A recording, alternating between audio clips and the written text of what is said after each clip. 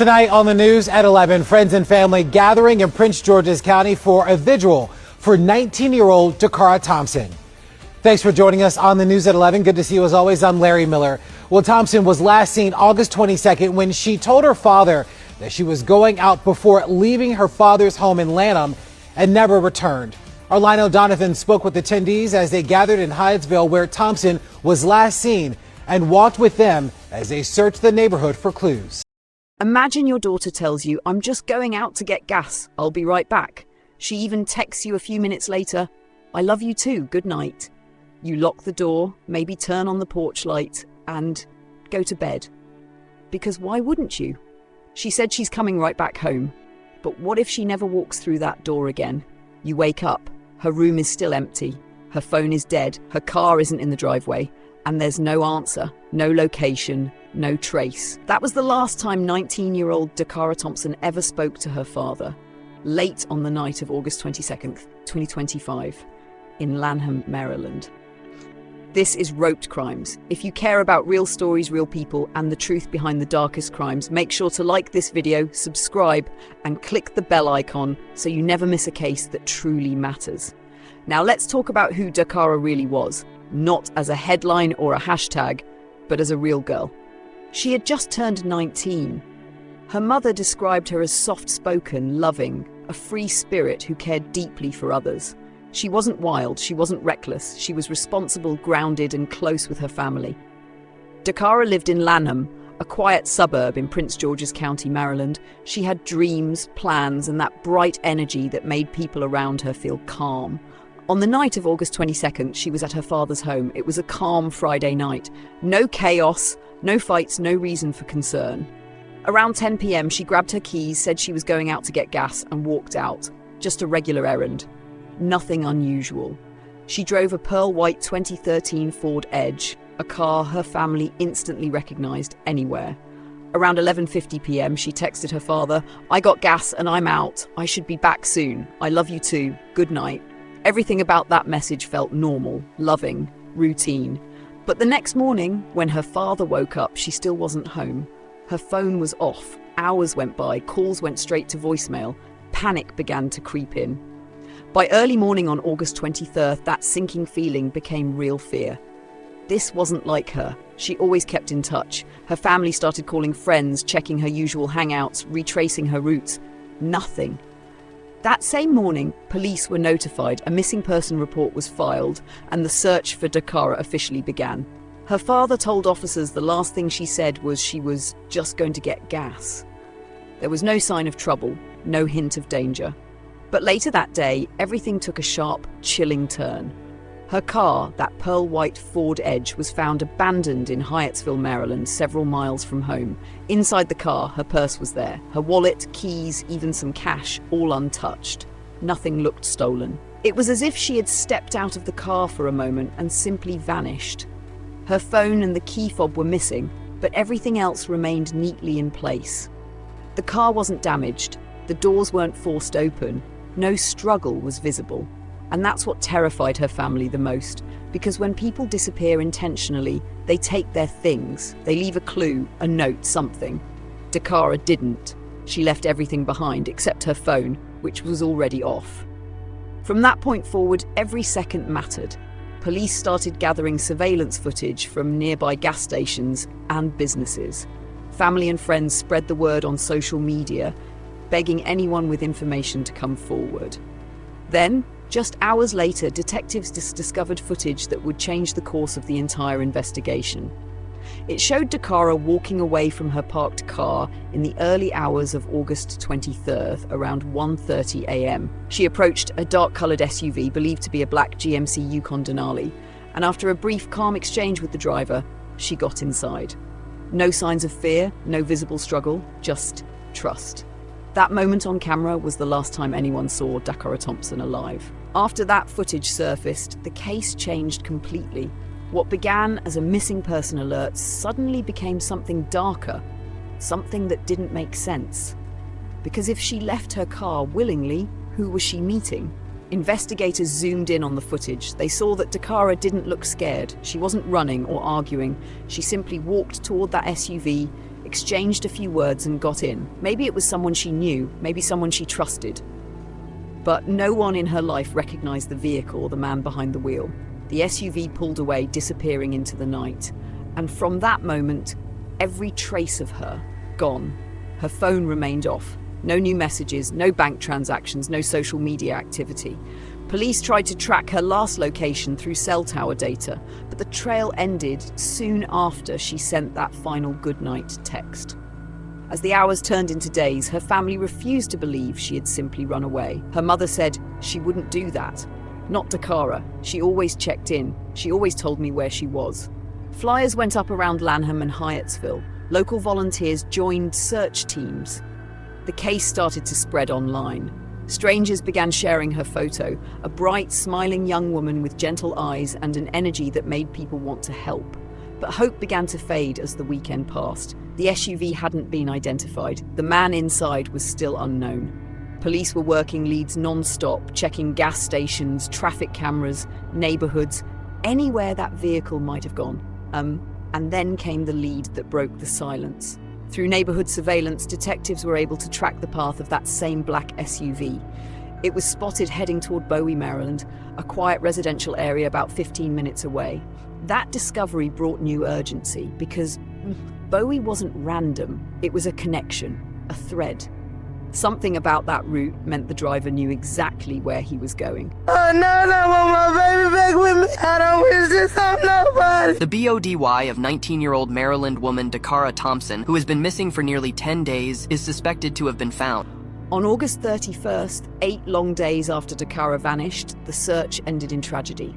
A woman's body was discovered off US Route 50 in Anne Arundel County, Maryland, a grassy area near the edge of the highway. Investigators immediately suspected it was connected to Dacara's disappearance. Forensic analysis confirmed the worst. It was her, 19-year-old Dacara Thompson, gone. For her family, that confirmation shattered everything. Her father said he had been clinging to hope, hoping maybe she was hurt, maybe she'd been taken somewhere and would be found alive. But that call, the one every parent dreads, changed everything. News of her death spread quickly. Candlelight vigils were held. Friends described her as a free spirit and a bright light who didn't deserve what happened. Her community demanded answers. Who did this? Why? The pressure on investigators mounted. They knew time was crucial. Every minute that passed risked losing vital evidence. And then, finally, the breakthrough. Detectives identified the black SUV seen in the footage. After investigators connected the black SUV seen in the surveillance footage to an address in Bowie, Maryland, they executed a search warrant at a home in the 12,000 block of Cambridge Drive. Inside, officers found what they later described as critical evidence. According to charging documents, they discovered traces of blood believed to be Dacara's, along with a broken fake French manicure fingernail matching the style she wore.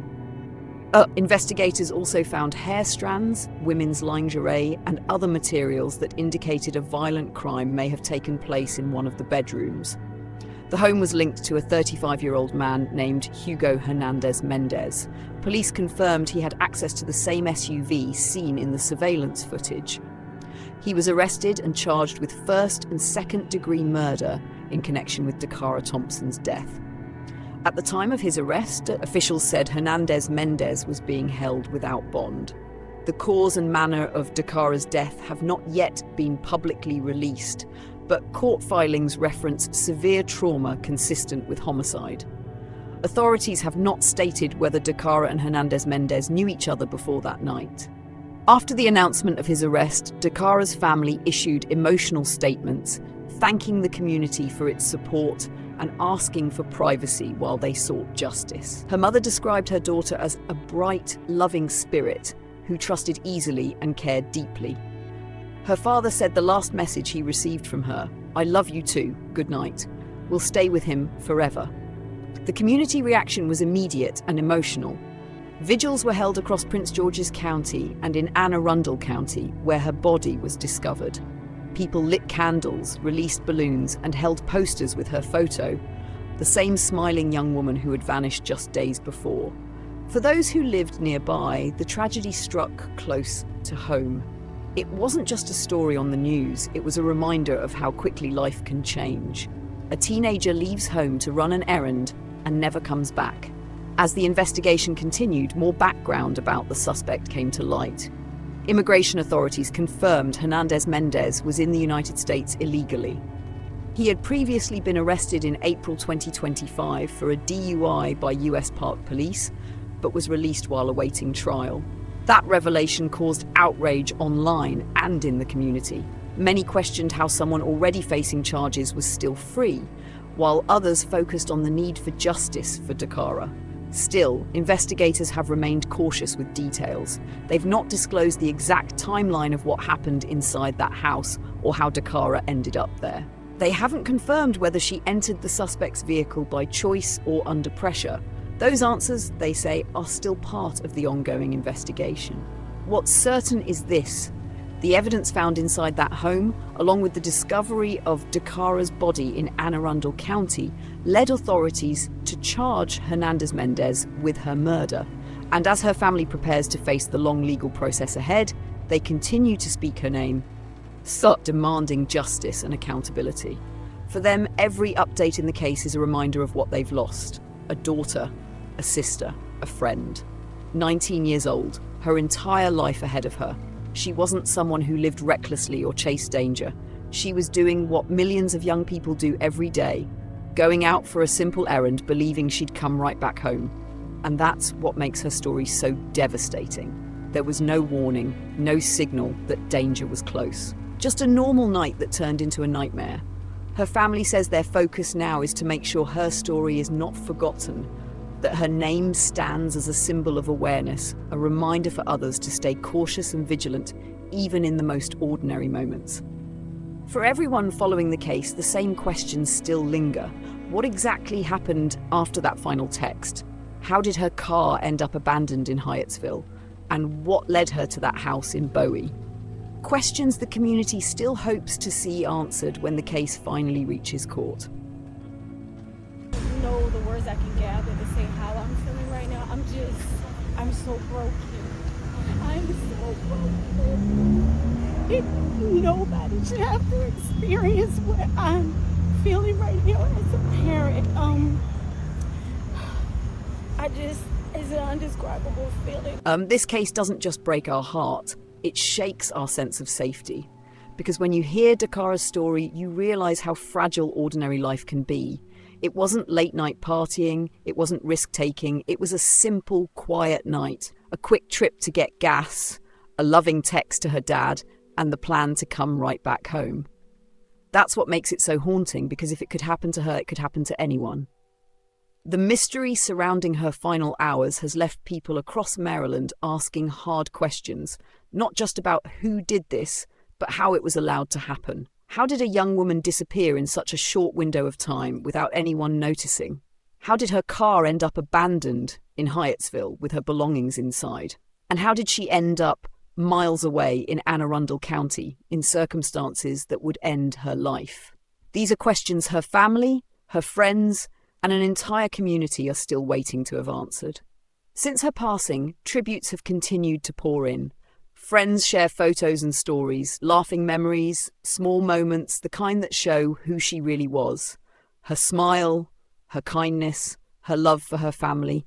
Those are the memories that live on, even in the middle of this heartbreak. But underneath that love is a deep frustration. Because while an arrest has been made, there's still so much the public doesn't know, so much her family still wants to understand. And that's what makes this story powerful and painful.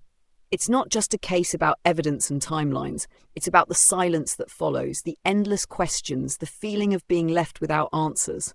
When people talk about Dacara now, they talk about awareness, about how easy it is to let your guard down, about how one ordinary night can turn into something unthinkable.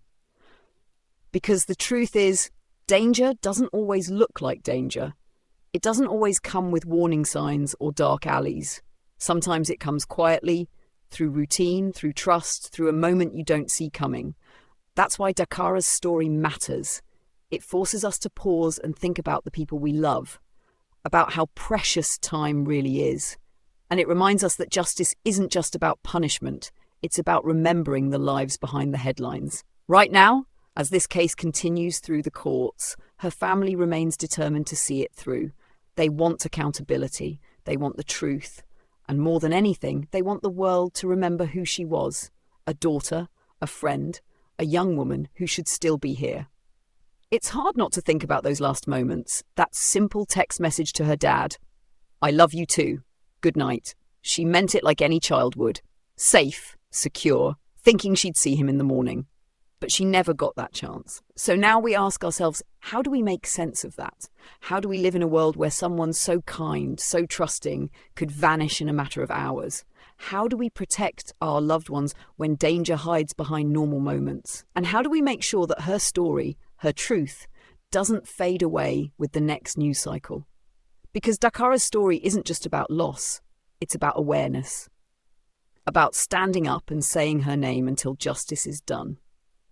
If you've listened this far, I want you to take a second to think about her and about the families living with the same pain right now. If you believe Dacara deserves justice, don't scroll away. Don't move on. Say her name. Share her story. Keep her memory alive. This is how justice begins, when we refuse to let silence win. You've been watching Roped Crimes. For more true stories, make sure to like this video, subscribe and click the bell icon so you never miss a case that truly matters. This was the story of Dacara Thompson, a daughter, a dreamer, a bright light whose life was stolen far too soon, and now the fight for justice continues.